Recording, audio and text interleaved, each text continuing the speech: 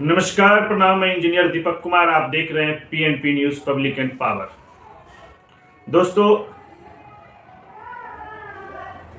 देश और बिहार राज्य का राजनीतिक परिस्थिति और वर्तमान जो राजनीतिक परिस्थिति है और जिस तरह देश के सत्ताधारी पार्टी विपक्ष को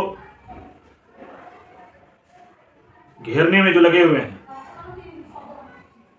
विपक्ष को हर तरफ से मजबूर और तोड़ने में जो लगे हुए हैं, ये राजनीतिक जो परिस्थिति है और जो राजनीतिक स्थिति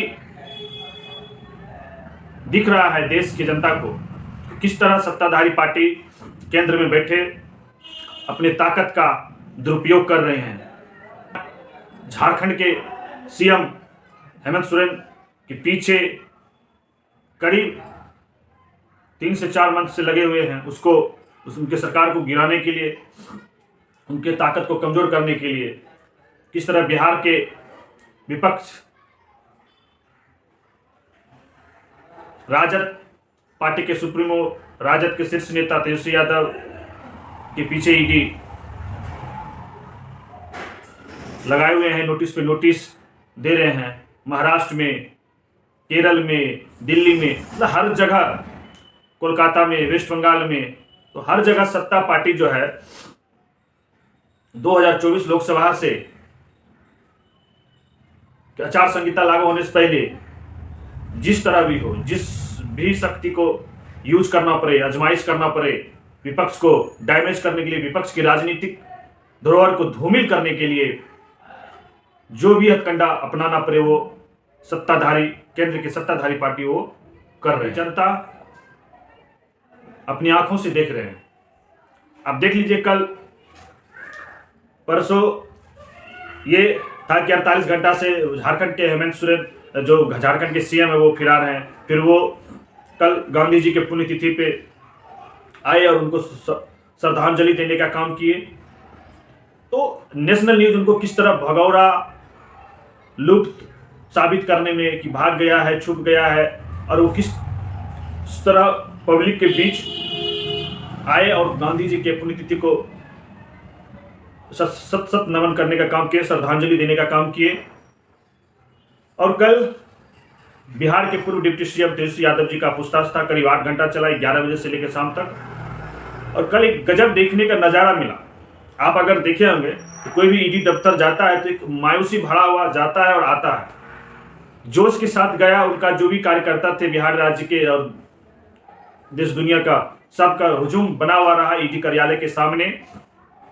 और जिस तरह जोश से ईडी के अंदर दफ्तर में गए और ईडी के सवाल और जवाब का सामने किए तेजस्वी यादव जी की भी, और एक जो भी सवाल उन्होंने किया उनका एक भी आंसर जो वो चाह रहे थे साबित नहीं कर पाए। और उधर से तेजस्वी जी जब ईडी के दफ्तर से बाहर निकल रहे थे तो वहाँ पे जितने भी सीआरपीएफ जवान थे, पैरामिलिट्री जितने भी थे, सब ने उनके साथ सेल्फी लेने का काम किया।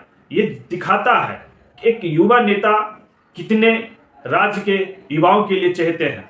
दिख रहा था कि जिस तरह सीआरपीएफ जवान उनके साथ सेल्फी ले रहे थे, उनके साथ फोटो खिंचा रहे थे, उनके साथ गला फांप दे के फोटो खिंचा रहे थे, तो ये कहीं न कहीं बिहार के ही वो होंगे निवासी। और उनको मालूम है कि ये नेता गरीबों के लिए, मिडिल क्लास के लिए, अति पिछड़ों के लिए किस तरह काम किया है। 16-17 मंथ में ये जो इनका सरकार रहा, किस तरह इन्होंने राज्य में रोजगार देने का काम किया और रोजगार सींचने का काम किया। देश लेवल पे, पूरे भारत देश लेवल पे टॉप 1 में भी बिहार राज्य चल रहा था जब महागठबंधन के सरकार में रोजगार देने में।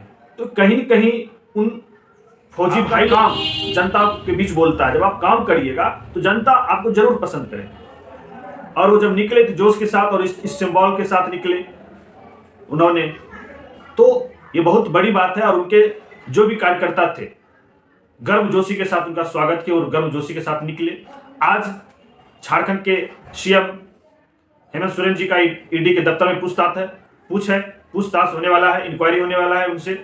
लेकिन ईडी के दफ्तर से उनके जो ईडी के जो हेडक्वार्टर के जो भी चीफ है वो केंद्र सरकार से और झारखंड के जो राज्यपाल है उनसे निवेदन कर रहा है कि झारखंड में जो भी है जेएम का जो कार्यकर्ता है वो काफी जन सैलाब जुलूस निकाल सकता है, जन आक्रोश कर सकता है, तो मुझे अधिक से अधिक फौज चाहिए, मतलब अधिक से अधिक सीआरपीएफ का फौज जो है, पुलिस प्रशासन का ताकत अधिक से अधिक चाहिए। तो कहीं न कहीं जेएम का जो कार्यकर्ता है, जो जनता, जो हेमंत सोरेन के विकास से जुड़े हुए हैं, जो समझ रहे हैं कि इन्हें फंसाया जा रहा है जमीन के विवादों में या किसी भी खदान के मैटर पे, तो उनके जनता उनके प्रति सहानुभूति बनाए हुए हैं। और कल पूर्णिया जनसभा में राहुल गांधी ने खुले मंच पे, नेशनल मीडिया पे नहीं चलने वाला जो सत्ताधारी पार्टी बीजेपी, जो गरीब, अति पिछड़ा, ओबीसी, आदिवासी, मुस्लिम का जो विरोधी है, जो ये सरकार, उसके बारे में खुल के उन्होंने रखा पूर्णिया की जनता के बीच अपनी बातों को। उन्होंने बोला, देखिए आपके नेशनल न्यूज पे क्या आपका चर्चा चल रहा है कि सामाजिक न्याय होना चाहिए, आपका सामाजिक हिस्सेदारी होना चाहिए, आपकी आर्थिक हिस्सेदारी होना चाहिए, तो बहुत सारी बात है। अगर आपको नेशनल वही 5 व्यक्ति का चलता है, जो 5 उद्योगपति है, उनका विकास कैसे हो? आपका आम विकास, आम जनता, आदिवासी, अति पिछड़ा, ओबीसी, मुस्लिम, इन सबका जनरल, जो भी जनरल में भी जो गरीब लोग हैं, क्या उनके बारे में सोचा जा रहा है? केंद्र सरकार के जो सत्ताधारी सरकार है, नहीं। क्या इसकी चर्चा होते हैं? नहीं। तो ये सारी बातें, महागठबंधन, इंडिया गठबंधन का मंच था, उस मंच पे सभी विपक्ष दल थे, राजद दल से नहीं था, क्योंकि कल उनके शीर्ष नेता, उनका ईडी से पूछताछ चल रहा था, तो मनोज झा जी, मीसा भारती जी और जितने भी नेतागण हैं, शीर्ष नेतागण, सब अपने नेता के इंतजार में थे कि पुष्पवंती बोले ही, और जाति जनगणना पे खुल के बोले कि हम किस तरह हमारा गठबंधन, हम और राजद मिल के नीतीश जी पे दबाव बनाए और बिहार में जाति जनगणना हुआ, और हम लोग, अगर हम लोग की सरकार आती है तो पूरे देश में जाति जनगणना होगा, और किस जाति का कितनी हिस्सेदारी होगी, सामाजिक न्याय होगा, आर्थिक न्याय होगा, तो सारी बातों को। और अब देखिए कि राहुल गांधी का करीब करीब यूपी में 11 दिन का जनसभा होगा, 11 दिन तक पद यात्रा उनका चलेगा, भारत जोड़ो न्याय यात्रा 11 दिन यूपी में। तो कहीं न कहीं यूपी के जो बाबा है उनके लिए मुश्किल का घड़ी है, क्योंकि एक माहौल बनेगा, और जिस माहौल से वोटिंग शेयर पे इफेक्ट पड़ेगा, तो बीजेपी को डर है। देखिए, यूपी, बिहार और महाराष्ट्र और वेस्ट बंगाल, ये 3-4 राज्य जो है ना, 4 राज्य जो है जिसका सीटिंग शेयर ज्यादा है। महाराष्ट्र में वो किस तरह से उद्धव ठाकरे को तोड़ने का काम किया, 14 से लेकर आज तक, तो रे पार्टी, उन्हीं के पार्टी के आदमी से उनको 2 भाग किए, सेना भवन से उनको निकालने का कोशिश किया, उनके कार्यालय को, उनके सिंबल को लिया गया, लेकिन वो मजबूती से, और उनको लग रहा है कि महाराष्ट्र उनका दाल नहीं गलने वाला। वो चाह रहे थे कि शिवसेना पार्टी को विलुप्त कर दे और हिंदू चेहरा में बीजेपी वहां इकलौता चेहरा किया जाए। लेकिन बाल ठाकरे जी के बेटा है उद्धव ठाकरे, वो भी झुकने वाले इंसान नहीं थे, उन्होंने झुका नहीं, और कर्मठ से, मजबूती से जमीन पर उतर कर जमीनी नेता बन चुका है महाराष्ट्र में, और महाराष्ट्र की जनता उन पे विश्वास बनाए हुए हैं, और इनको डर है 48 में से हम कितना वोट शेयर अपने अंदर अपने तरफ कन्वर्ट कर सकते हैं, और ये मुश्किल है बीजेपी के लिए। अगर वहां भी अगर 50-50 का रह गया तो बीजेपी के लिए 2024 मुश्किल है। जैसे कोलकाता 42 सीट है, वहां भी मुश्किल दिख रहा है। अमित शाह गेम खेलना चाह रहे हैं कोलकाता में भी कि 42 सीट पे त्रिकोणीय लड़ाई हो, टीएमसी, बीजेपी, कांग्रेस, सीपीएम, जो माले पार्टी हैं, ये सारे अलग अलग, वो चाह रहे हैं कि मुस्लिम वोट जो है ना वो डिवाइड हो, 5% हर जगह जाए, जिससे कि ये अपना सीट शेयरिंग अधिक से अधिक कर ले। तो अमित शाह, मोदी जी, जो गुजरात लॉबी है ना, हर ये 4-5 स्टेट के पीछे दिमाग लगाए हुए हैं, कितने त्रिकोणीय वोट बैंक हो जाए जो ये अपना सीट शेयरिंग बढ़ा ले। लेकिन मुश्किल है इस बार 2024 में। आप देखिए कैलकुलेशन अगर जो बता रहा है, अगर इंडिया गठबंधन जो भी उनका पुराना गठबंधन एक साथ लड़ रहा है, तो मुश्किल है। मुस्लिम वोट बिहार में नीतीश कुमार की जो बिहेवियर, करीब ये जो 2 टर्म से जो दिख रहा है, मुस्लिम वोट उनसे प्रॉपर तरीके से दूर हो चुका है। तो बिहार में भी डर है।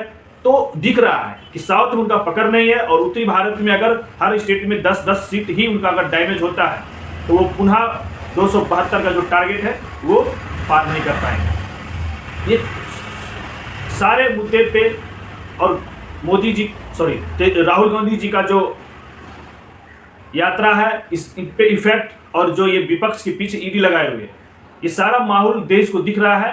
ये टारगेट ही कर लिया 26 जनवरी से लेकर 26 फरवरी तक ये मार्च भी चलेगा। जब तक इलेक्शन का आचार संहिता नहीं रहा, तब तक इन विपक्षों के पीछे ईडी लगेगा। अगर ये विपक्ष मजबूती के साथ ईडी का सामना करते रह गया, और तो 2024 मोदी जी के लिए, अमित शाह जी के लिए, बीजेपी के लिए, एनडीए के लिए मुश्किल का घड़ी है, बहुत ही मुश्किल होने वाला है। तो इस समीकरण को समझिए, और आप हमारे न्यूज को, पीएनपी न्यूज को देखिए, सब्सक्राइब करिए। आपको हर दिन राजनीतिक परिस्थिति से अवलोकन करवाएंगे, और किनका दावेदारी ज्यादा है, और जनता को हम सटीक न्यूज पहुंचाने का काम करेंगे। और अपना हिस्सेदारी के हिसाब से आप 24 के टारगेट को बनाए रखिए। धन्यवाद। मैं इंजीनियर दीपक कुमार, आप देख रहे हैं पीएनपी न्यूज। धन्यवाद।